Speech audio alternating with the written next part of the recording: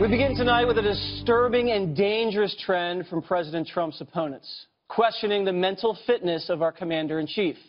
President Trump did nothing to hide his brash style during his raucous campaign rallies, and he still won a clear victory in the Electoral College over Hillary Clinton.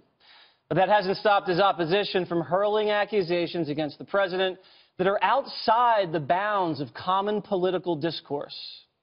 I think that President Trump's his antics, his theater, his entertaining personality, his erratic behavior should be of concern to anyone who has dedicated themselves to the preservation of our democracy and our national security. In discussions among friends and family and debates on social media, people are questioning the president's fitness. I really question his ability to, his fitness to be in this office. I certainly think that there's an issue with the president's capability. There's actually a growing mountain of evidence that the president has been very erratic, has shown a mental instability. All right, Greg, so if Trump is crazy, what does that make Hillary? She lost to a crazy person. It's interesting. Everybody there mentions these generic terms, growing mountain of evidence, his behavior, but they don't mention actual specific facts because there aren't any. But I understand this.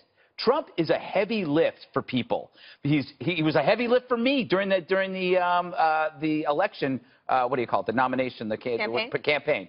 He's rude, he's brash, he's silly, he's childish, but he's also very funny. If you obsessively pay attention to everything he says and believe that he is completely serious the whole time, he is going to drive you crazy. What you're seeing is a collective drug trip that the media is sharing right now. They really do believe they see a horrifying monster. They think they're seeing a monster because they're all high on this emotional belief without the evidence. What I don't understand is that a lot of these reporters and a lot of these commentators have been around. They're as old as I am. So they've seen hysteria and scares before. They have seen Y2K and remember ALAR from the Apples and heavy metal and red meat and reefer, all of these scares.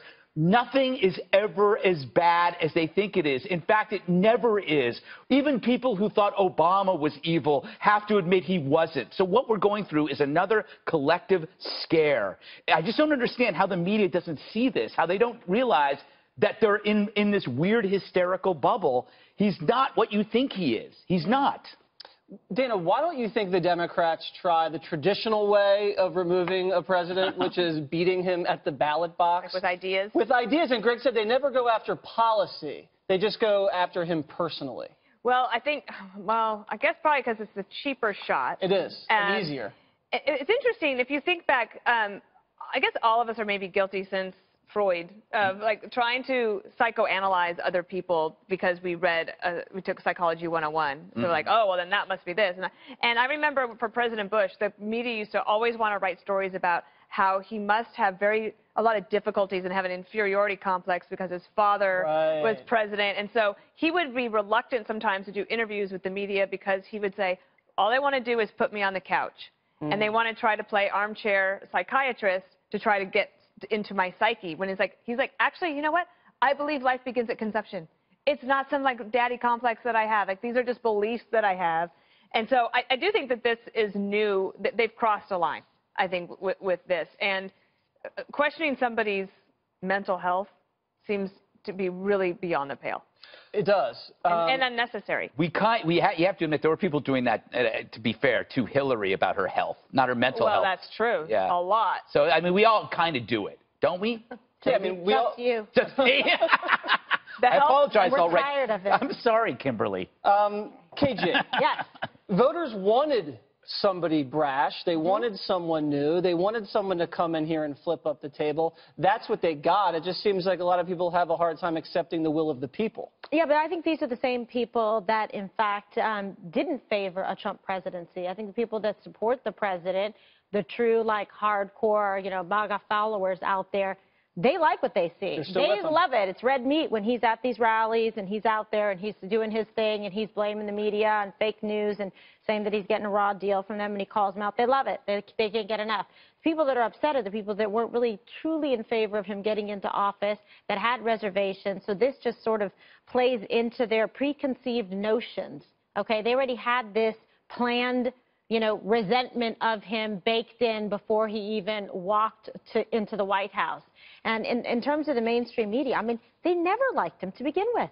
I mean, they were saying these kind of things about him before, he took the office, while he was running, saying so unfit, this isn't appropriate. And he was going to drop out all of a sudden. Right, but nevertheless, wasn't a real run. He never wanted it. He beat 16 other people. And by the way, he's having, a good time in terms of he's being himself. He's saying what he thinks. He's putting it out there like no one can control me. I'm just telling you, psychologically, this is what's going on.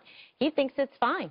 When they're talking about, okay, he sent this tweet out about Mika, he's like, well, are they talking about North Korea? No. Are they talking about health care not going through? Nope.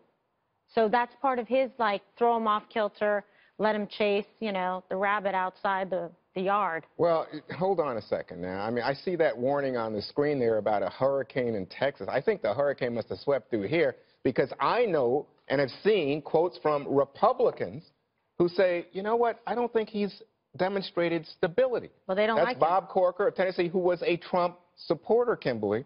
And you know what, when people talk about Trump, Greg, they say very specific things. They say narcissism, grandiosity, right? They say that he's impulsive, at times reckless. But that's actually not evidence. That's a description of a personality. That's a description. But would you say that you give me a deed. Okay, so would you say that it's grandiose to say, my inauguration crowd was bigger than any other crowd, despite evidence, pictures that demonstrate that, in fact, no, this is what he obsesses about, is I'm going to prove myself right no matter what the facts may show. That is part of a brash personality that does that, that people find actually funny. Well, it's it might be funny, but it triggers you, it makes me laugh. It might be funny, but I don't think it's funny to people like Jim Clapper, who was national intelligence, who says, it's shocking. You got to question the fitness for office. When he's not the national comedian. So when he's talking about large crowds, he's insane. Well, right. No, again, that's a leap. To the level it's quite a leap. A tremendous need to be right about everything, to prove himself right. So do I. He calls it winning. You're going to get so tired of winning. Well, I think when politicians call other politicians narcissists, I think the irony is lost on Juan. No, I don't think Obama never had an ego, Juan. Oh, it was just the Greek columns and the constant screening I think a lot of politicians are psycho. I mean, I live with them, but I'm just telling you. But this is narcissism. Seriously. This is grandiosity. And guess what? So are TV people. You say, oh, it's just people who don't like him. Well, guess what? 55% in a Morning Consult poll said Trump is not stable. Yeah. Juan, can I just... Stable, conventional politicians have gotten us $1 trillion into debt, open borders, and stagnant wages. So that's why Donald Trump was elected. Let's talk about the politics of maybe overreaching. David Axelrod, President Obama's chief strategist, had this to say. If people get a sense that there's some extraordinary measure that's going to be taken to affect what they would view as a bloodless coup. Remember, a third of the country supports this president. That's a very dangerous road to go down. And if you ever did go down that road, you're opening a Pandora's box that will never end.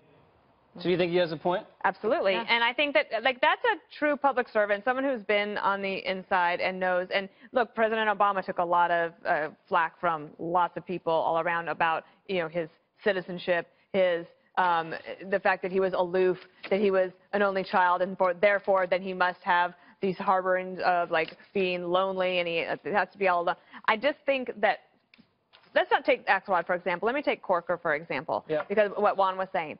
I actually think sometimes when people say things like that about stability, that it's not about mental health necessarily. It is about the ability to focus on an issue in order to get it done. And I think that the Democrats would probably worry. So imagine if the mantra on Tuesday night's rally in Phoenix was tax reform. Here's my 3 principles. The 3 things I want to get done, and I want every one of you to be on Facebook and Twitter tomorrow. I mean, calling your congressman, and absolute ability to focus. I think that that's where the criticism from the right is coming when they suggest that it's not stable. That's absolutely right. And what you see But that's not about mental illness. No, but you know what? No, he went on to say he hasn't demonstrated the ability to have a comprehensive strategy, That's which what is what you're I'm saying. talking about. Yeah. Right. But he also said the business about not demonstrated stability. I think But it could you be the same. realize that what's going on today in Washington is Trump comes out, he has a Twitter storm in the morning, and guess what? He's going after the Senate Majority Leader. Okay. He's back on everybody about repeal and replace. And people, and I'm talking about Republicans, are like, why is he attacking us? Because he's shaking things up. He's doing exactly what he said he was going to do. I'm not saying Is that going to get your legislative agenda? Listen, Would you want him to but repeal and replace Obamacare if he's so ineffective? Don't you like what he's doing? Mentally ill and insane. Do I like it? Why do you? Sorry, Kimberly. Why do the Democrats want to remove Trump so quickly if he's so ineffective and not getting anything done? Why wouldn't they want to keep him there for 3.5 years? Yeah, because he actually. Because maybe you care about America. There are so you want Obamacare repealed and replaced? No, I don't want it repealed and replaced, but I'm saying you want tax reform. Someone. Got it. Well, yeah, everybody wants to pay less tax, but you know what? You want somebody there who's not screaming fire and fury at a nutbag. I think this And that works. Wait. That actually worked. So you're going to say that was an example of insane behavior that worked. Look, you got to offer proof. So good things have happened in the last 6 months. We go through that list all the time. We have lower regulations. We got the Paris Accords gone. We got lower unemployment. We've got a higher stock market. Let's see what else. There's a couple of things I've left off here. North is much more secure. Less illegal immigrants coming Here's the thing.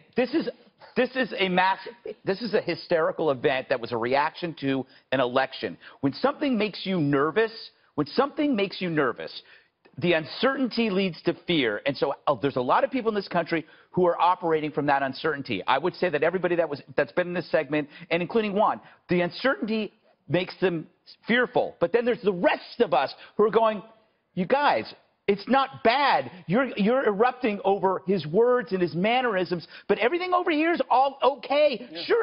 Sure, he's not exactly the most artful speaker, and he could have done better here and there. But those again are words, and he's not gonna soothe your soul, Juan. He's not gonna do it, Kimberly, no matter how hard. Last word. You want it. They're just desperate to try to get him out of office, so they'll lie, they'll cheat, they'll make up something and call him mentally ill, which is disgusting because there's no evidence legally to support that. So these people could just sit in their own stew for the rest of his term because he's not going anywhere. And he's not going to be pulled out of office for being mentally ill because people have like a semantic psychosis over fire and fury that work. I mean, it's just the most ridiculous thing I've heard. I would like to sit in my stew. That sounds like fun. No, just sit there and you sit in it and then you just eat the beef around you. You not only feel warm, but you're enjoying the nutrients. Like Roselle Green in the bathtub. Cooking with Gutfeld up next. Coming up, more.